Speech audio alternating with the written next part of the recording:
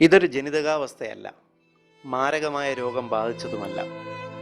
കൈക്കുഞ്ഞായിരിക്കുമ്പോൾ അവനെ കയ്യിലെടുത്ത് ലാളിച്ചപ്പോൾ ഉണ്ടായ ഒരു ചെറിയ അപകടമാണ് ഈ ദുരവസ്ഥയിലെത്തിച്ചത്.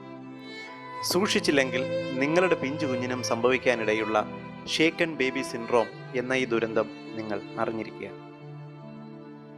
നിങ്ങളിൽ പലരും സ്നേഹവാത്സല്യങ്ങൾ കൊണ്ടോ കുഞ്ഞിൻ്റെ കരച്ചിൽ നിർത്തുവാനായോ കയ്യിലെടുത്ത് കുലുക്കാറില്ലേ? കുഞ്ഞുങ്ങളെ ഇങ്ങനെ ശക്തിയായി കുലുക്കുമ്പോൾ തലച്ചോറിലും കണ്ണിലും ക്ഷതം സംഭവിക്കാം. ഇത് തലച്ചോറിനുള്ളിൽ ബ്ലീഡിംഗ് ഉണ്ടാക്കാം. തലച്ചോറിലെ കോശങ്ങൾക്ക് ഓക്സിജൻ ലഭിക്കാതെ വരികയും പിന്നീട് ഒരിക്കലും സുഖപ്പെടുത്തുവാൻ സാധിക്കാത്ത വണ്ണം തലച്ചോറിലെ കോശങ്ങൾ നശിക്കുകയും ചെയ്യും.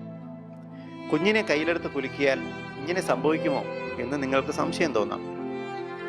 6 മാസത്തിൽ താഴെയുള്ള കുഞ്ഞുങ്ങൾക്ക് പലപ്പോഴും ഇങ്ങനെ അപകടം സംഭവിക്കാറുണ്ട്. കുഞ്ഞിന് പതിവില്ലാത്ത അസ്വസ്ഥത, കുഞ്ഞ് അറിയാതെ മയങ്ങിപ്പോവുക, ശ്വാസം മുട്ടൽ, ഭക്ഷണം കഴിക്കുന്നത് കുറയുക, വിറയൽ, ഛർദിൽ, ചർമ്മത്തിന് നീലനിറം, ജന്യയുടെ ലക്ഷണങ്ങൾ, തളർച്ച, അബോധാവസ്ഥ എന്നിങ്ങനെയുള്ള ലക്ഷണങ്ങൾ കുഞ്ഞിനെ കണ്ടാൽ നാം ഷേക്കൻ ബേബി സിൻഡ്രോം സംശയിക്കേണ്ടതാണ്.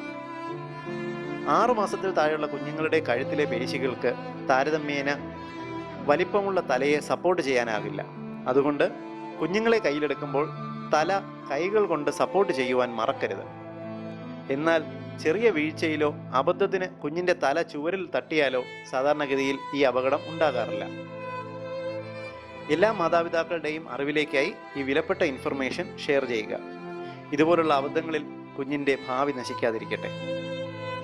ഏവർക്കും ഉപകാരപ്രദമായ ഈ വാല്യുബിൾ ഇൻഫർമേഷൻ നിങ്ങൾക്കായി അവതരിപ്പിച്ചത് ethnichealthcode.com.